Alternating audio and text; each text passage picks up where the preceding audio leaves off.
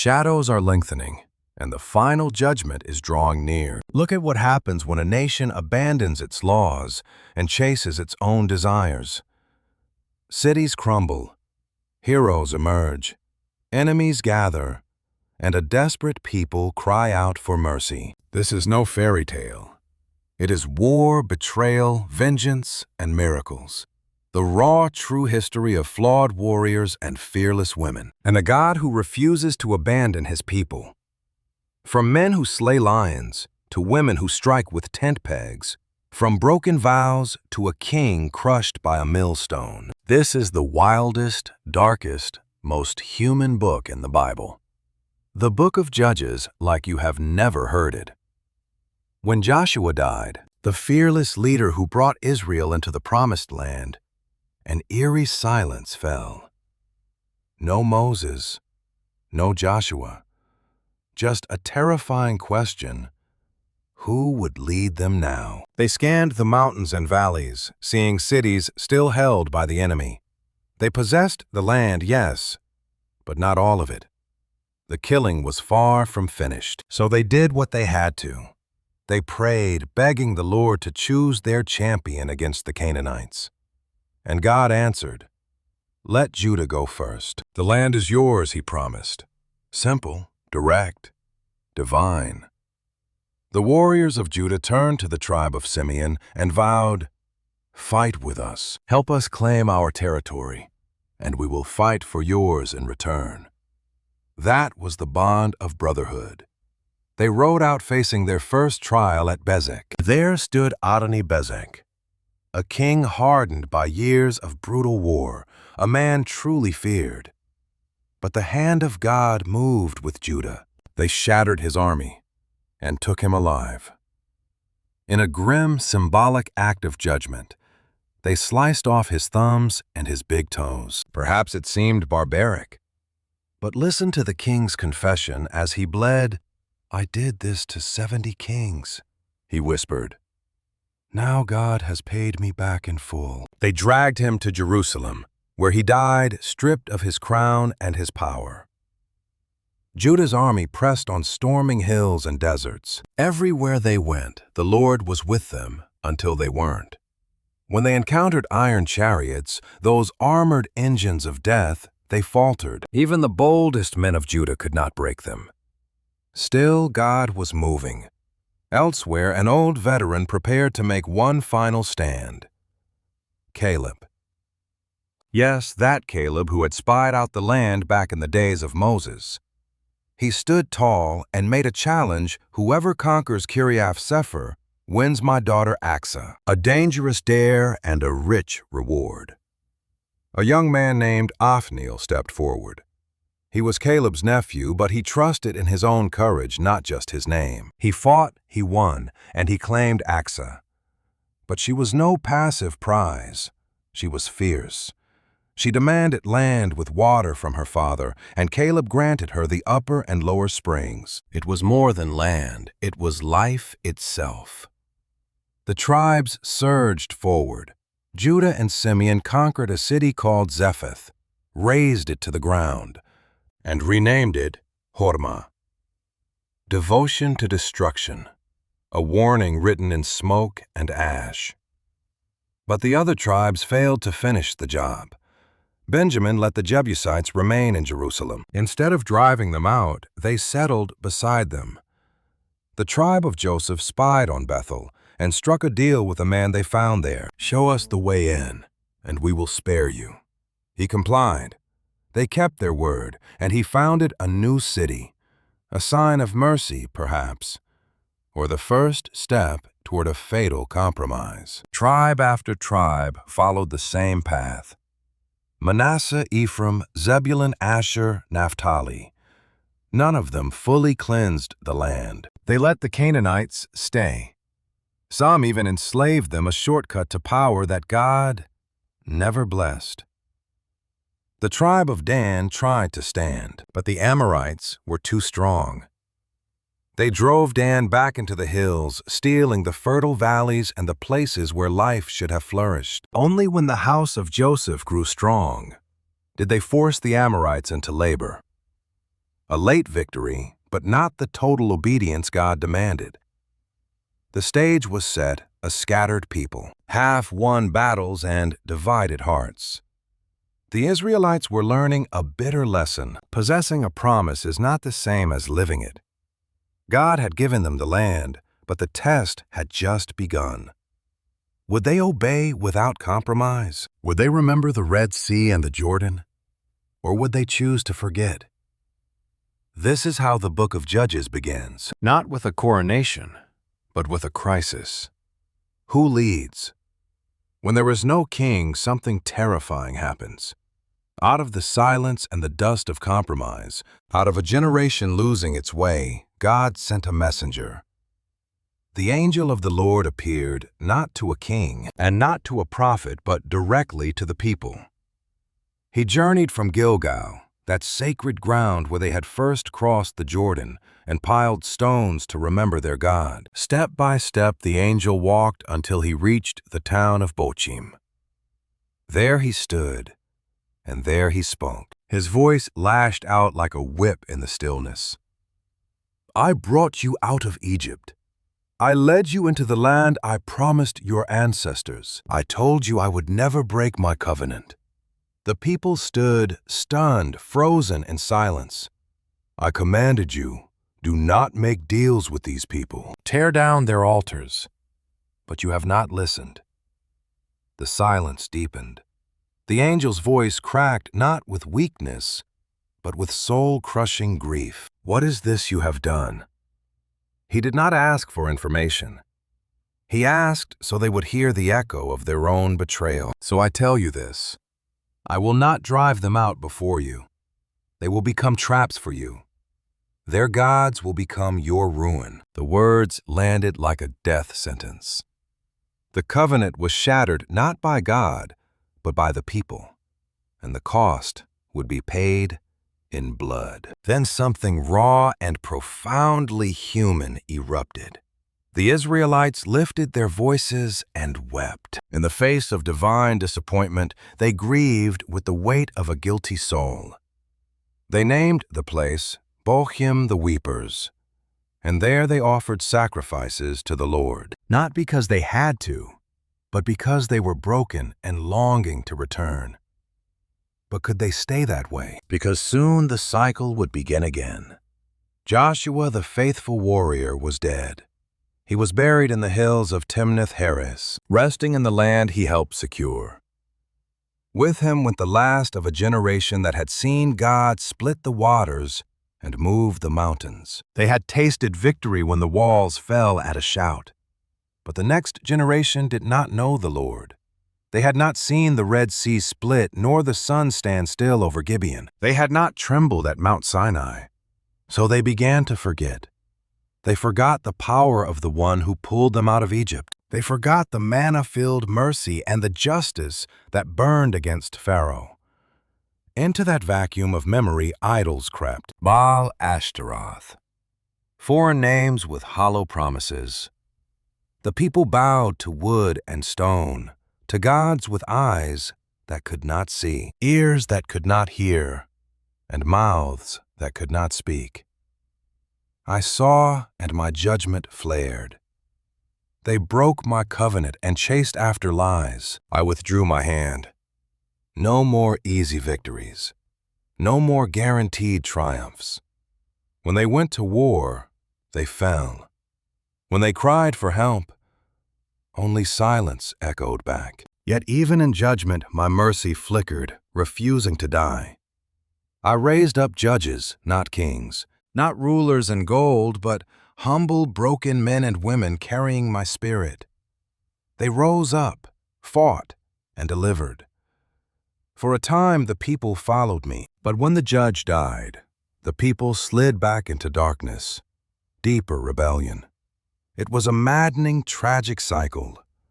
Obedience, forgetting idolatry, defeat, then desperate cries for salvation. I watched. I knew their hearts. So I spoke again. Because this nation violated my covenant, I will no longer drive out the nations Joshua left. I will use them to test if Israel will walk in my ways." So the Canaanites remained alongside the Philistines, the Sidonians, the Amorites, and the Hivites, the Perizzites, and the Jebusites.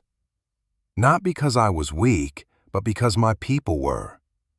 They failed the test, and the world pressed in. The promised land was filled, but not free. My people lived among enemies they were meant to destroy. Enemies who whispered in foreign tongues. Enemies who bowed to carved gods. Enemies who waited. The Israelites began to change. They stopped living alongside these nations. They married into them. They gave their daughters to pagan sons and took foreign brides. With those unions came a rot deeper than shared homes. They began to worship false gods. The children of Abraham were kneeling to Baal, burning incense to Ashtaroth, and building altars to lies. My heart burned with jealousy for my people. So I allowed the consequence. From the east came a king, Cushan-Rishathaim of Mesopotamia. His name meant double wickedness, and he lived up to every syllable. He crossed borders, took cities, and dominated the tribes. For 8 long years, Israel served him not as allies, but as slaves. My people, once free, lived under a cruel foreign hand. But suffering has a strange way of stirring memory. They remembered Egypt. They remembered the Red Sea parting. They remembered their covenant. From that place of pain, they finally did what desperate people do. They stopped crying to Baal and Ashtaroth. They cried out to me, and I, merciful even when wronged, heard. I raised up a warrior. His name was Othniel, the same man who had taken Kiriath-Sepher, the same man who had won the heart of Asa. Othniel was hungry for a challenge. Filled with my spirit, he rose as Israel's first judge. He didn't come with chariots or clever words. He came with fire in his bones and my hand on his back. Othniel rallied the tribes and stood against the double-wicked king. He fought with faith, not compromise. I gave him victory.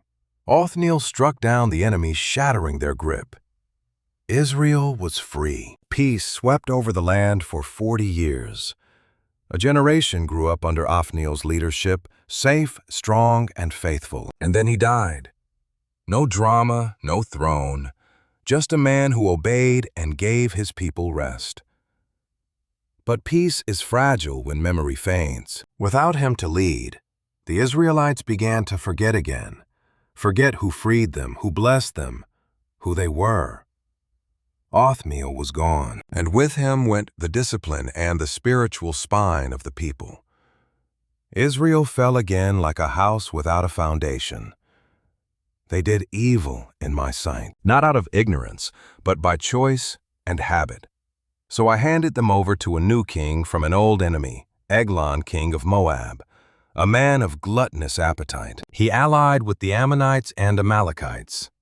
Together, they struck like a storm crossing the Jordan. They seized the city of palm trees. Jericho, the very first place they had conquered, was now lost.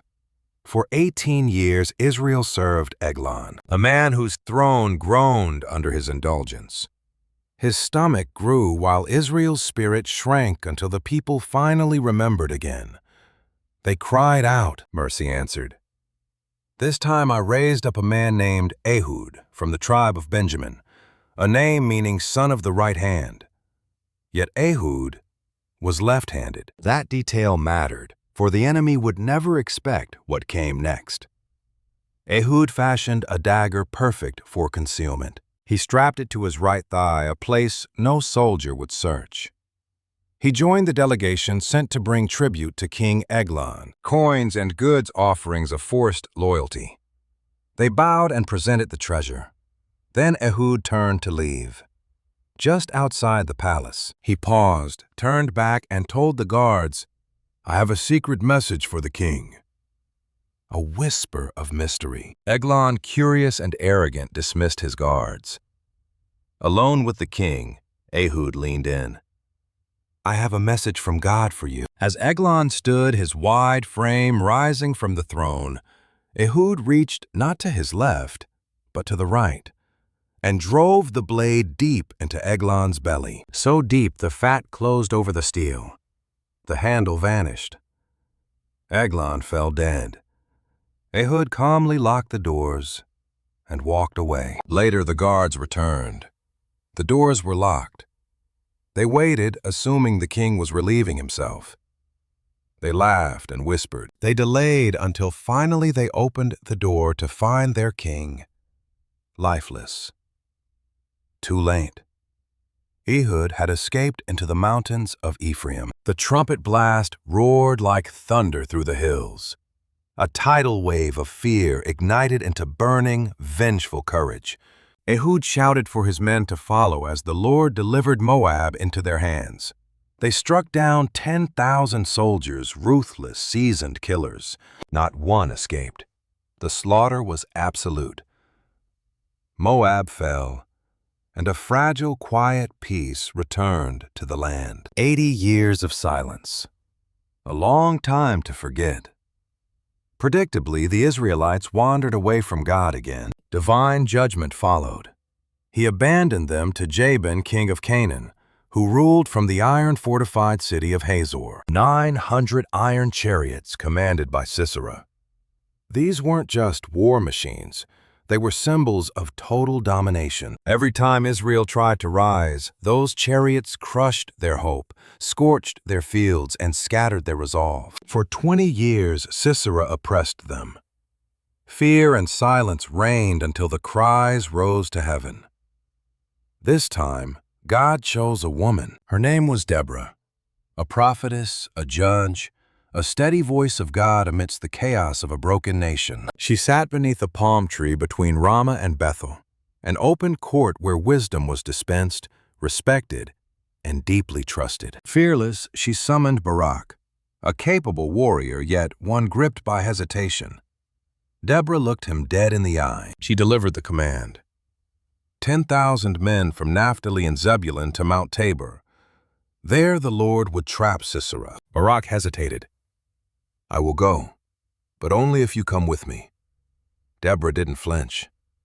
"I will go. But because you wavered, the glory is not yours. The Lord will deliver Sisera into the hands of a woman." Mount Tabor loomed over the Jezreel Valley.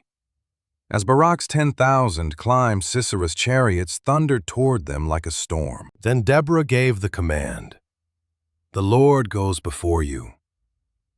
Barak's army charged down the mountain, but they weren't alone. Something unseen moved with them.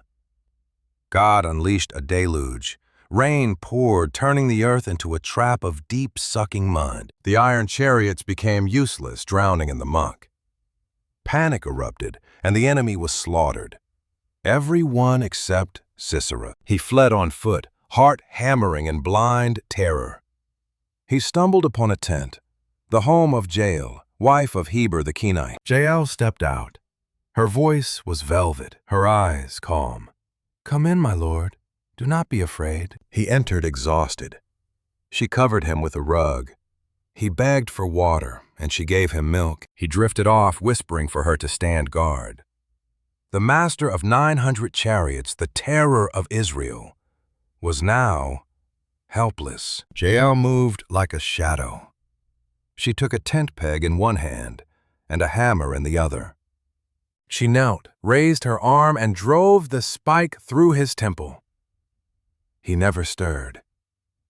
Barak arrived, breathless, hunting for his kill. Jael stepped out. "Come, I will show you the man you seek." There he lay, dead. A triumph by two women. That day, God shattered Jabin's grip on Israel. The king's power faded, crumbling into nothingness as the land finally exhaled. But not every victory ends in bloodshed. Some end in song. After the terror ended, Deborah did not simply move on. She sang. With Barak at her side, she lifted her voice to glorify not herself, but the Lord of hosts. A song of memory, a song of warning, a song of worship. When the leaders took the lead, praise the Lord, she remembered the fear. The empty roads, the abandoned highways, the death of village life. Until Deborah, arose. I arose a mother in Israel, not a queen or a general, but a mother fighting for the future of her children. God moved, but Israel was broken. Among 40,000, not a single shield or spear could be found. That is how deep they had sunk, hiding in terror. But some stood. Deborah called them out by name. From Ephraim they came. Benjamin followed. Machir sent commanders. Zebulun brought those who bear the officer's staff. She honored the brave and shamed the cowards. Why did Reuben linger with his sheep? Gilead stayed across the Jordan. Dan stayed with his ships. Asher hid by the coast. They chose safety, while others chose the field of battle. She looked to the heavens. The stars themselves fought against Sisera. Even creation turned. The Kishon River swelled in divine fury. Chariots drowned, panic devoured them, and Jael, oh Jael. Deborah saved her highest praise for the woman with the tent peg. Most blessed of women be Jael, the wife of Heber.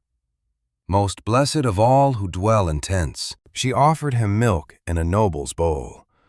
Then she reached for the peg and the hammer, striking him down. At her feet he sank. He fell.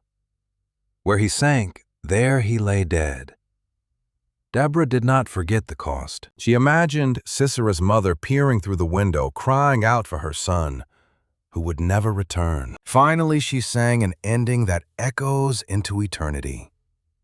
So may all your enemies perish, Lord, but may your friends rise like the sun. The land had peace for 40 years, not because of kings or vast armies, but because one woman listened and another acted. But peace is a vapor. 40 years passed, Israel forgot, and once again they did evil. The Lord handed them to Midian. They weren't mere conquerors. They were locusts, a swarm of thieves on camels, devouring everything at the harvest. They swept through like a plague, stripping the land bare and leaving nothing but ruin behind. Our people were broken, starving in mountain caves. For 7 years they grew fat on our misery, while heaven stayed silent. 7 years of pure terror until the cry finally pierced the sky. God answered, but not with the thunder we expected. No army, no king. Just a whisper to a man named Gideon, who was neither a hero nor a warrior. I found him cowering in a winepress, threshing wheat in secret. That is where I arrived in the fear, the dust, and the shadows. I looked at him and said, "The Lord is with you, mighty warrior." He stared back, trembling. If God is with us, why has all this horror happened? Where are the miracles of old? Did we not leave Egypt? Now the Lord has completely abandoned us. I did not debate. I did not argue. I gave the command, "Go in the strength you have. I am sending you to save Israel." Still he hesitated. "My clan is the weakest," he whispered. "I am the least in my family," I replied. "I will be with you. You will strike the Midianites down as one man." Gideon begged for proof, laying out a meal on a rock. I touched it with my staff. Fire flared from the stone, consuming it all instantly. He fell terrified. He cried out that he had seen the Lord face to face. I told him, "Peace. Do not be afraid. You will not die." He built an altar, calling it Jehovah Shalom. The Lord is peace. That night I gave him his first order. Tear down your father's altar to Baal. Cut down the Asherah pole. Build my altar and offer a sacrifice. Gideon obeyed, but fear drove him to do it under the cover of night. The town woke to a nightmare. Baal's altar was rubble, and the people were screaming for Gideon's blood. They wanted him dead. But his own father Joash, the very man who built that Baal altar, found his voice and stood in their way. "Let Baal defend himself," he told the crowd. They backed down. From that day, Gideon was renamed Jerub-Baal. Let Baal contend. But the true horror was just beginning.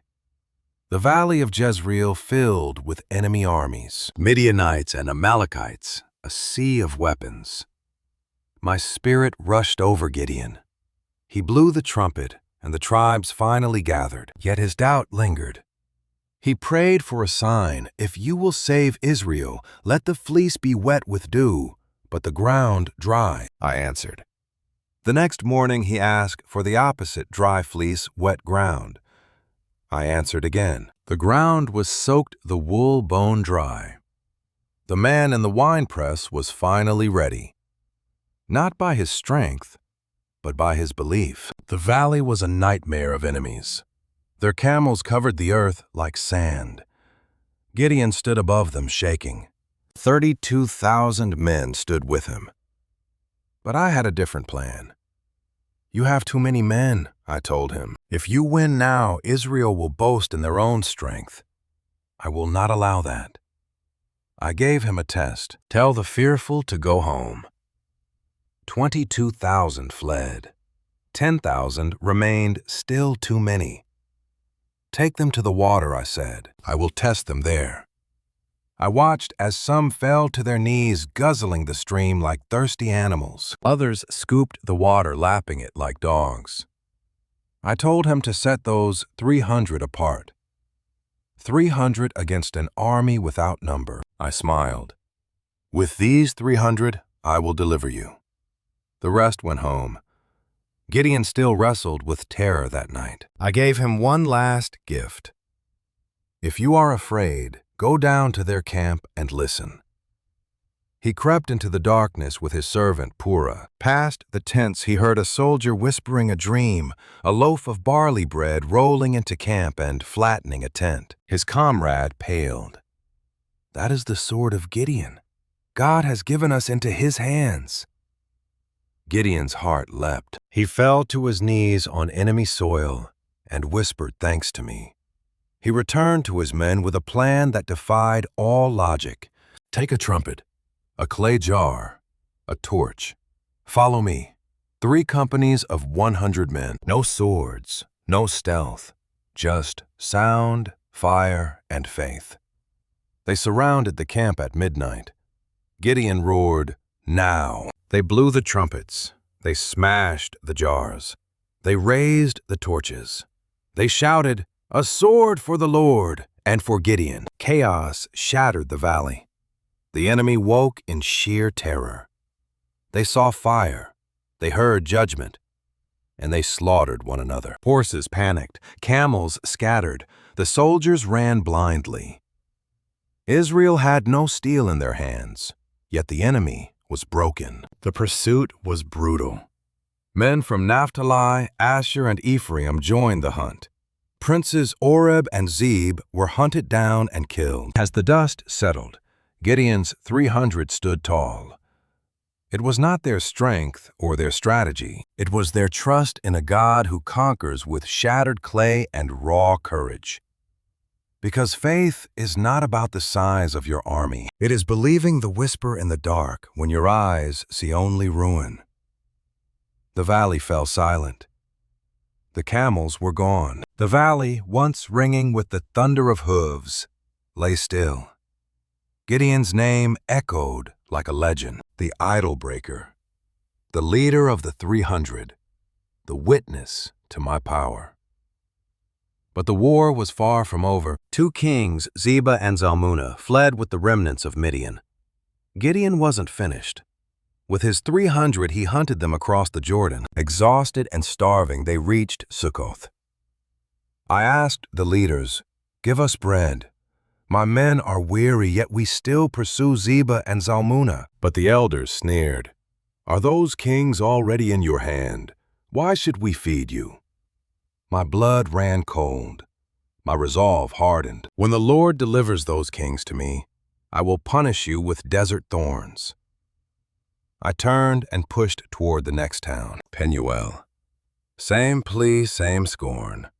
When I return, I swore I will tear down your tower. I pressed on through the wilderness until I found them. Midian was terrified, caught completely off guard. I captured them all. Zebah and Zalmunna, kings of cruelty, murderers of my kin. I marched back to Succoth, dragging the proof. Here they are, I told the elders. The men you mocked me for chasing. I taught the elders a lesson etched in pain. I whipped them with thorns. I leveled the tower in Penuel justice, swift and brutal. I turned to the kings. What were the men like at Tabor? They looked me in the eye.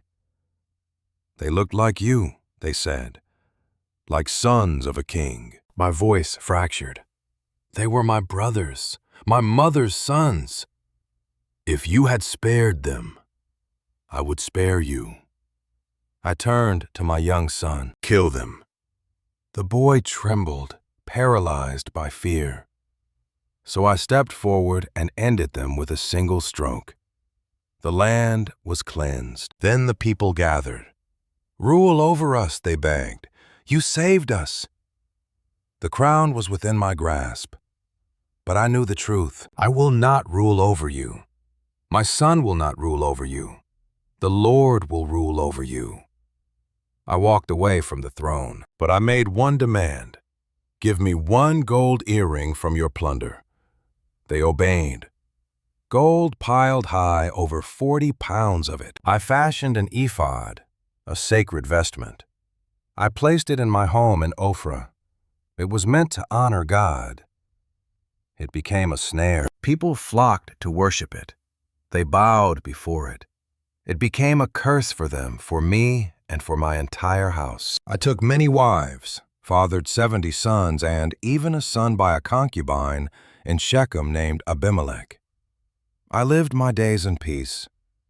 Midian never rose again. I died old and honored. But after I was gone, the people turned away again. They chased after Baals.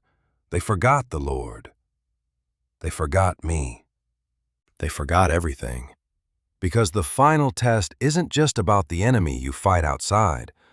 It's about the darkness you carry within. Peace is fragile when it is left unguarded.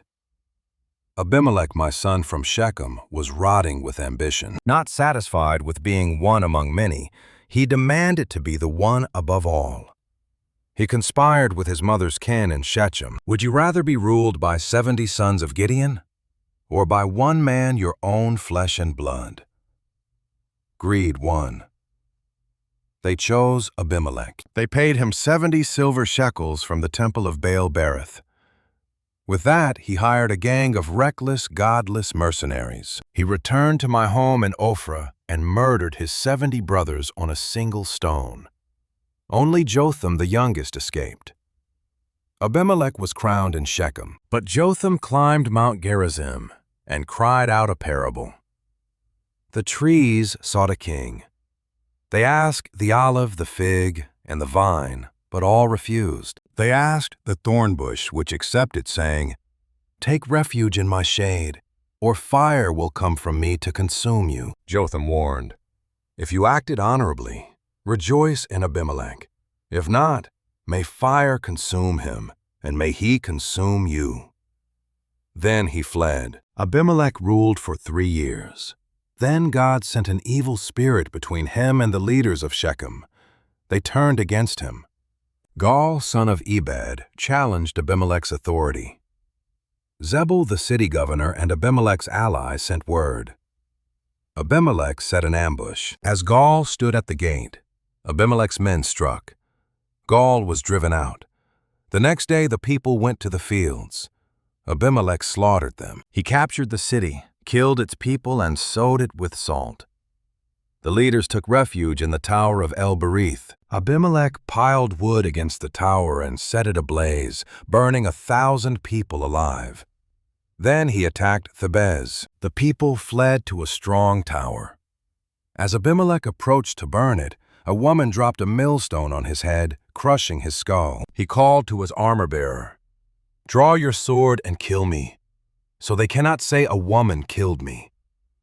His servant struck, and he died. God repaid Abimelech for the evil he did to his father by murdering his brothers. And God made Shechem pay for their wickedness. After the fires of Abimelech's cruelty died out, and the blood dried in Shechem, Israel needed healing. Not another warlord, not a man of vengeance, but a leader to restore peace. That man was Tola from the tribe of Issachar, living in Ephraim. He wasn't flashy. He didn't topple empires or burn idols. He judged Israel for 23 years. He led with steady, quiet justice. Sometimes, God brings change not with a trumpet, but with a whisper that holds firm. When Tola died, he was buried in Shamir. Then came Jair the Gileadite. His name meant he shines. He had 30 sons, each one riding a donkey. Each ruled a town in Gilead. They called the region Havoth Jair, the villages of Jair. He judged Israel for 22 years. He wasn't a man of grand battles, but he stood in the gap. He led while others forgot how. He held Israel together. Jair died and was buried. These two men, Tola and Jair, were not like Gideon or Samson, but they were chosen by God. Sometimes the greatest leaders are simply those who remain faithful when everyone else wanders. In the rugged hills of Gilead lived Jephthah, strong, skilled, respected for his bravery, yet an outcast. Why? Because Jephthah was the son of a prostitute. His father Gilead had other sons with his wife. When they came of age, they cast Jephthah out. "You have no share in this family," they spat. "You are not one of us." So Jephthah fled to the land of Tob. There the darkness gathered to him. Outcasts, homeless wanderers, and desperate fighters sought his shadow. Jephthah became their master. Once the rejected, now a commander. He was shamed, but became a force no man dared to cross. Years turned, and the Ammonites swarmed Israel. Their army rolled in like a black storm against the borders. In their terror, the leaders of Gilead remembered the man they threw away. They hunted him down in Tob. "Come lead our war," they begged. "Fight for us." Jephthah stared them down. "You hated me, didn't you? You drove me into the dirt.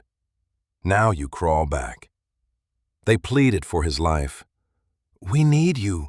Lead all of Gilead, and we will make you our head." Jephthah agreed, binding them by an oath before God.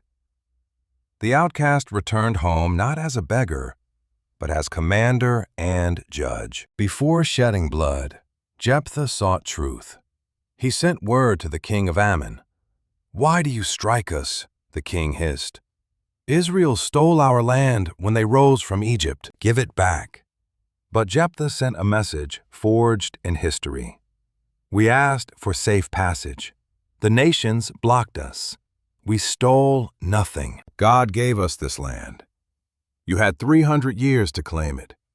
Now you seek war? I have wronged no one. You are the one courting death." The king silenced him. Then the Spirit of the Lord seized Jephthah. He marched through Gilead and Manasseh straight to the Ammonite border. Before the slaughter, Jephthah swore a ruinous vow. "Lord, if you grant me victory, I will sacrifice the first thing that leaves my house to greet me." He charged. He crushed 20 cities. The Ammonites were shattered. Israel lived. But when Jephthah returned home, the first to run out was his daughter, his only child. She danced, celebrating a victory she didn't understand. Jephthah collapsed. "My daughter, you have broken me. I gave my word to the Lord, and I cannot take it back." She did not weep. She did not beg. She said, "If you made a promise to the Lord, fulfill it. But give me 2 months to walk the hills and mourn the life I will never live." He let her go, and when she returned, the vow was paid, a hollow victory dripping with grief. Every year the young women of Israel would trek to the hills to honor her courage. The man they cast away saved them. Yet his story remains a warning that words spoken in haste, even in faith, can cost everything. Peace should have followed the war, but pride is a parasite. After the slaughter, the tribe of Ephraim, the strongest in Israel, came storming in. They were furious. They cornered Jephthah, screaming, "Why did you march against the Ammonites without calling us to fight? We will burn your house down." Jephthah stood his ground, cold and steady. "I did call. You refused to come. So I risked my life, and the Lord gave me victory. Why attack me now?" The Ephraimites didn't care. They hated being ignored. They hated being outshined. They spat on Jephthah's people, the Gileadites. "You are nothing but runaways from Ephraim," they sneered. "You have no true tribe." Insults bled into threats. Words ignited a civil war. Jephthah rallied his men, and brother turned against brother. The Gileadites crushed the Ephraimites, then blocked the Jordan River, the only way home. Every man trying to cross was tested. Say the word shibboleth. But the Ephraimites could not twist their tongues to say it right. They said sibboleth, a tiny slip. That small sound meant death. It separated the survivor from the foe. On that blood-soaked bank, 42,000 men were slaughtered by their own kin. Not foreigners, not invaders, but their own blood. It was one of the blackest days in Israel's history, a day where jealousy killed unity, and pride choked out the truth. Brothers were butchered over words and festering wounds. Jephthah judged Israel 6 years more than died. The man who conquered outsiders was finally consumed by the war within. Not every history is loud. Not every hero wields a blade. Some simply hold a nation together, while the earth threatens to split. After Jephthah, Israel walked on a knife's edge. The people were broken by endless war. They needed stability, and God provided. First came Ibzan of Bethlehem. He judged for 7 years. History records no great wars under his watch, but consider this. He had 30 sons and 30 daughters. He wed them into other clans, weaving tribes together. Why does this matter to you? Because it was the strategy of peace. Ibzan wasn't building a slaughterhouse. He was building alliances, stitching Israel together, one household at a time. He was buried in Bethlehem. Then came Elon of the tribe of Zebulun. He judged for 10 years. A quiet man from a quiet tribe. No blood, no monuments. Just a decade of silence. Sometimes a lack of war is the greatest triumph. After Elon came Abdon, son of Hillel. He had 40 sons and 30 grandsons riding on 70 donkeys, a sign of immense wealth and influence. Abdon judged for 8 years. His rule was like those donkeys, steady, practical, grounded. He wasn't showy, but he held the peace. Keeping a nation from tearing itself apart is the hardest task of all. Abdon was buried in Pirathon. 3 judges, 3 quiet chapters. No thrones, no swords. Just men, standing in the gap between chaos and total ruin, waiting for the next hero. Israel turned away again. God abandoned them to the Philistines. For 40 years they ruled, pressing their heels into Israel's neck, growing bolder by the day. But God had a plan. Not a king, not a soldier, but a child. In the hills of Dan lived a man named Manoah. His wife was barren until an angel of the Lord appeared to her. "You shall have a son," the angel said. "He is set apart from birth. No wine, no unclean food, no razor on his head." He was chosen to break the Philistine chains. His wife ran to bring the news. Manoah prayed for wisdom, and the angel returned. When offered food, the messenger commanded, "Offer it to the Lord alone." As the sacrifice caught, the angel vanished into the rising heat. Manoah fell, terror gripping his soul. He cried out that they were doomed, but his wife remained steady. She knew if the Lord intended their death, the offering would have been rejected. A son was born and named Samson. Even then the Spirit of the Lord began to burn within him, a Nazirite, set apart from birth. Yet his legendary strength was cursed by internal rot. His holy calling clashed with his base desires, and the war for his soul began. Samson grew into a powerhouse of pride. Overconfident, he ventured down to the Philistine city of Timnah and saw her. A Philistine woman, captivating, forbidden, and dangerous. He rushed home to demand his parents get her for him. His parents were appalled by the foreign match, but Samson refused to listen. He insisted she was the only one. They failed to see that this reckless, impulsive lust was the catalyst for God to crush the Philistine oppressors. They set off to arrange the union. While walking through a vineyard, a young lion roared. In a heartbeat, the Spirit of the Lord surged through Samson. He tore the beast apart with his bare hands like a fragile toy. Days later, he found bees nesting in the carcass. He scraped out the honey ate and fed his parents, never telling them the source of the feast. At the wedding, Samson issued a deadly challenge. He bet 30 Philistine men that they could not solve his riddle. If they failed, they owed him 30 sets of garments. They agreed, and he spat the riddle out.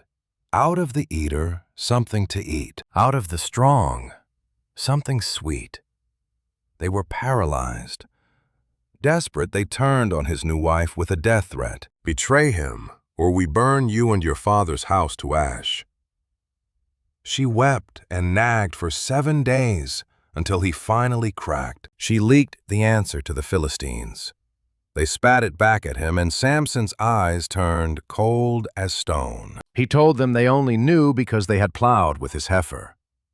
The Spirit of the Lord exploded upon him once more. He slaughtered 30 men, stripped their corpses, and paid his debt. He left his wife behind, fueled by rage and betrayal. The Philistines gave her to his best man. This was no longer just a broken heart. It was the spark of total war. Some wounds bleed forever. Samson returned to Timnah simmering with a rage that refused to cool, carrying a goat as a hollow peace offering. When he tried to reach his wife, her father blocked him, claiming he hated her and offering her younger, prettier sister instead. Samson's jaw locked. The pain mutated into pure fury. He declared the Philistines had earned every ounce of his wrath. He vanished into the hills and executed a nightmare plan. He trapped 300 foxes, binding them tail to tail, and lit them with firebrands. He drove them into the Philistine harvest, reducing their grain vines and groves to ash, an inferno of retribution. The Philistines screamed in shock, demanding to know who did this. They learned it was Samson, their revenge for the stolen wife. The Philistines did what monsters always do. They turned their cruelty on the woman.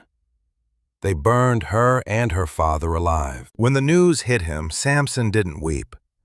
He vowed he would not stop until he took his fill of vengeance, and he tore through them again. He retreated to the cave of Edom, but the Philistines were not done. They marched into Judah to hunt him down. His own kin begged him to surrender. Samson only retorted that he had simply returned the violence he was dealt. The men of Judah pleaded that they were slaves to the Philistines and had to turn him over. Samson made them swear not to kill him themselves. They bound him in new heavy ropes and dragged him toward his enemies. The Philistines roared with anticipation, but the Spirit of the Lord shattered his bonds like rotting thread. He grabbed the only weapon left, a jagged donkey's jawbone. He stood over a sea of 1,000 corpses gasping for air and sang of his slaughter. He boasted of crushing them into heaps with the jawbone. He cast the weapon aside, naming the hill Ramoth-Lehi. Even a slayer of thousands has needs. Parched and dying Samson cried out to the Lord for mercy. God split the earth and water flooded out. He drank and lived. He named the spring En-Hakkore, and he judged Israel for 20 years from that mountain of bones. A rebel, a storm of flesh and blood, but a man chosen by the Most High, the strongest man in history. But his pride was his armor, and his lust was the crack in it.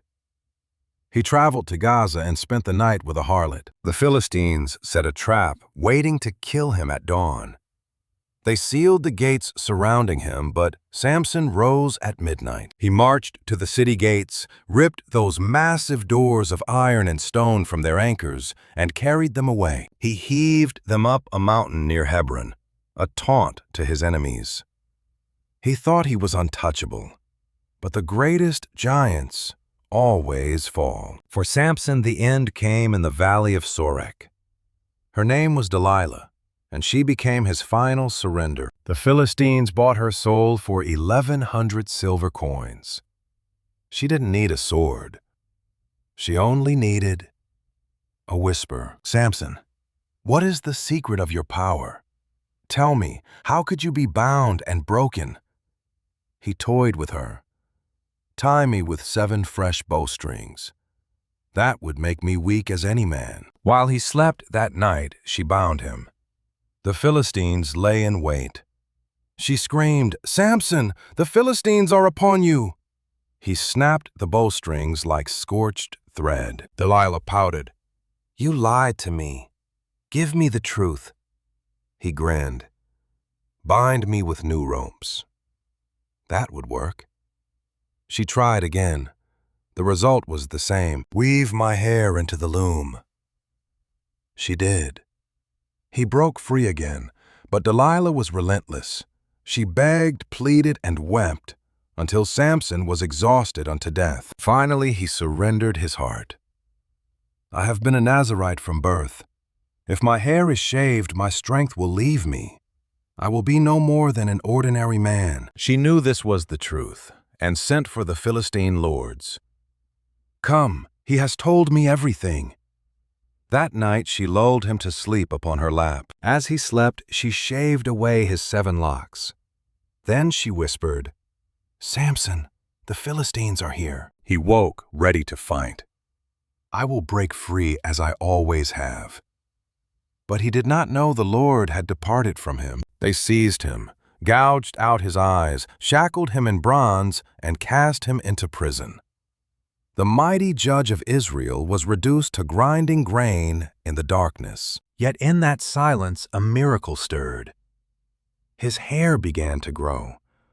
Samson, once the terror of armies, was now a mere trophy.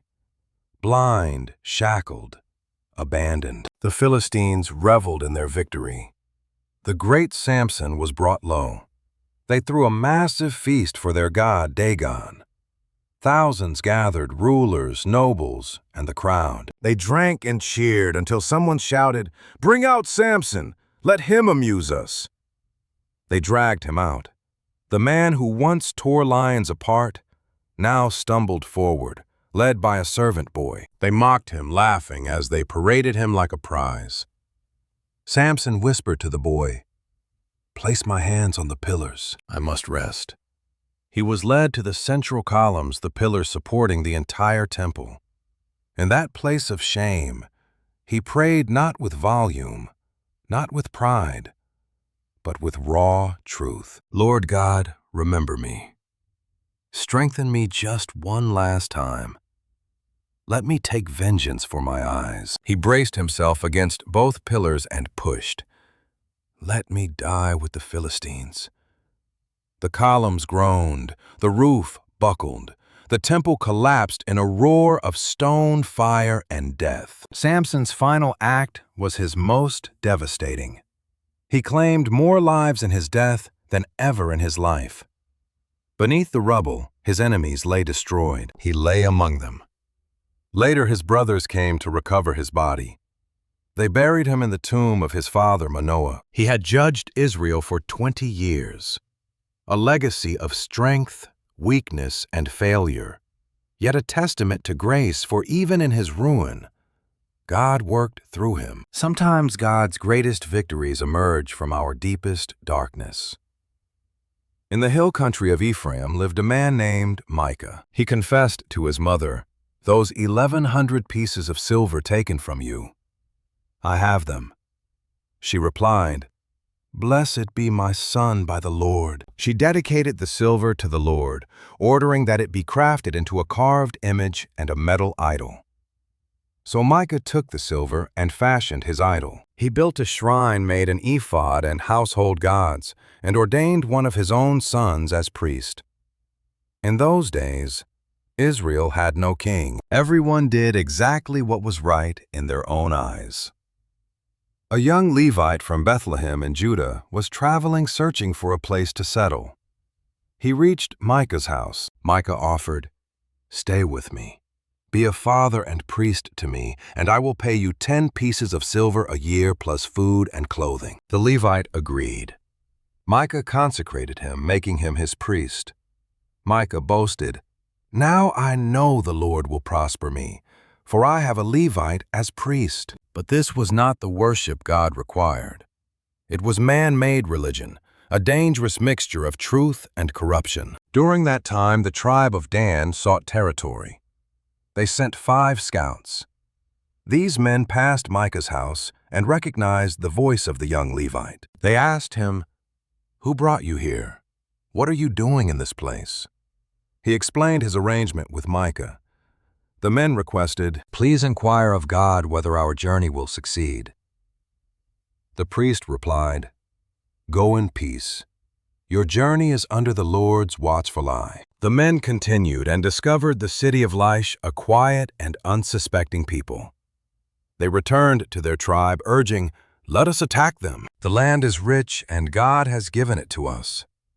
600 Danite warriors set out. Reaching Micah's house, the 5 scouts told their leaders, "Do you realize there is an ephod household gods, a carved image and a metal idol in these houses? You know what must be done." They stormed Micah's house, seizing the sacred items. The priest demanded, "What are you doing?" They snapped, "Be silent. Come with us. Be our father and priest. Is it not better to serve a whole tribe in Israel than just one man's household?" The priest was delighted. He took the ephod, the household gods, and the carved image, joining the invaders. Micah discovered the theft. He gathered his neighbors and chased the Danites. He cried out, "You have taken the gods I made and my priest. What do I have left?" The Danites threatened, "Do not argue with us, or fierce men will attack and you will lose your life." Micah saw they were too strong. He turned and went home empty-handed. The Danites carried off Micah's idol and his priest, marching toward Laish. They slaughtered the people and burned the city to the ground. They rebuilt the town, named it Dan, and set up the stolen idol. Jonathan, the son of Gershom, the son of Moses, and his descendants served as priests for the tribe of Dan until the time of the captivity. They continued to worship the idol Micah had crafted, as long as the house of God remained in Shiloh. This is a story of stolen religion, of personal preference replacing divine command. A tribe chose convenience over covenant, and a nation did what was right in their own eyes. A Levite lived in the remote hills of Ephraim. He had taken a concubine from Bethlehem in Judah, but she was unfaithful. She left him, returning to her father's house. 4 months later, he went to win her back. Her father welcomed him warmly, begging him to stay. They ate, they drank, and they delayed. By the 5th day, the Levites knew they had to move. They pushed out late. When they reached Gibeah in Benjamin territory, they desperate for a place to hide. No one offered shelter until an old man came in from the fields. "Stay with me," he warned. "Don't risk the square at night." They found refuge, but darkness brought something wicked. A mob of depraved men encircled the house, pounding on the door. "Send him out. We want him." The old man begged them to stop. offering his own daughter and the woman instead. They seized her. They violated her all night long. When the sun broke the horizon, she collapsed at the doorstep. The Levite opened the door to find her motionless. "Get up," he ordered. She was dead.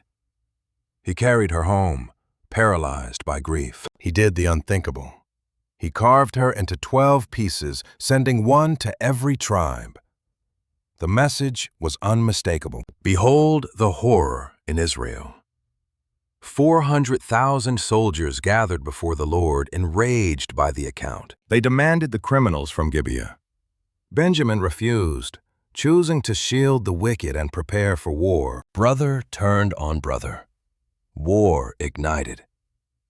On the first day, 22,000 Israelites fell. On the second, 18,000 more. The third day, Israel sprung a trap. They incinerated the city surrounding Benjamin and slaughtering 25,000 warriors. Only 600 fled to the wilderness. Israel turned on the towns, torching everything, leaving only ashes and sorrow. The tribes wept before the Lord. A tribe was nearly wiped out. What have we done? They were bound by their vow to deny Benjamite men their daughters. To save the remnant, they attacked Jabesh-Gilead, slaughtering all but 400 young women. Those survivors were given to the Benjamites. Still not enough, so they plotted a new atrocity during the festival in Shiloh. They hid the men in the vineyards. When the girls danced out, they seized them for wives. It was done. The Benjamites returned to their ruined land. The book of Judges concludes with a single chilling line that explains the madness. In those days, there was no king in Israel. Everyone did what was right in their own eyes. It is a mirror, a window into a hollowed-out soul. Joshua's faithfulness had dissolved into chaos. They possessed the land and the law, yet they were spiritually blind. They lacked a remembering heart. You and I have watched them win battles, chase idols, scream for God, and abandon Him again. Othniel, Deborah, Gideon, Jephthah, Samson. A carousel of heroes, yet the cycle never shifted. Sin, suffering, desperation, rescue, then right back to rebellion. The cycle spiraled into an abyss. They needed more than a judge. They needed a king. They didn't just need a savior from enemies, but a leader for their hearts. Someone to break the cycle forever. Centuries later, that king appeared. Born in a stable, riding a donkey, wearing a crown of thorns instead of gold. He conquered sin, death, and hell itself. His name is Jesus, the final judge, and the king we all still desperately need. Judges ends in deep darkness, but it points toward the light, a broken people, a persistent God, and the promise of redemption. Today, in a world where everyone does what's right in their own eyes, will you submit to the way of the king?